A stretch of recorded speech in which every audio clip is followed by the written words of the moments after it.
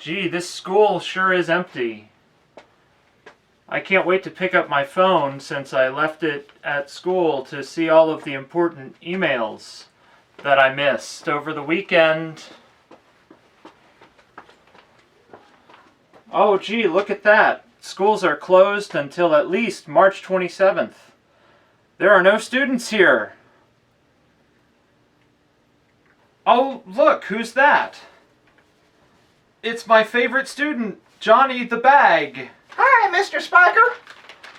What are you doing here? I'm here to learn. But we're not having school. Why not, Mr. Spiker? We're closed the schools to prevent the spread of COVID-19 coronavirus. Oh no! How are we going to get our education then? That's easy, Johnny. We're going to do it online. Why don't you get out your laptop? There it is! And log into Office 365. Can do! After you log into Office, click OneNote here. Then open Mr. C's English 9 notebook. You'll find the directions in the Content library, so click here. Now you need to find something to write about. You can use any social media you want, or find something through Google. Open up a new tab and search for something related to the coronavirus. We're not picky about what you choose, as long as you find something. Remember not to use the Google search page. You'll need to open the article so you can tell us what it is you're responding to. Here's an article about NASA's response to coronavirus. NASA is cool, so we're going to write about that. Back in OneNote, click your name to open this menu. You will have a folder called COVID-19 Work. Click the first page here, type in the date here, and put your entry here. Tomorrow, you'll need to find another article. Click the Add Page button here, and you'll get a blank page. Repeat the same process as yesterday using a new piece of media.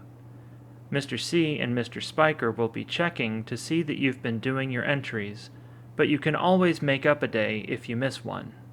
Just make sure you have one entry for every day that school is closed. If the closure is extended, just keep doing the entries every day until you hear something different from us. And that's how you do your schoolwork from home. Wow! How many, or what do I write? You're going to write a personal response to whatever you find.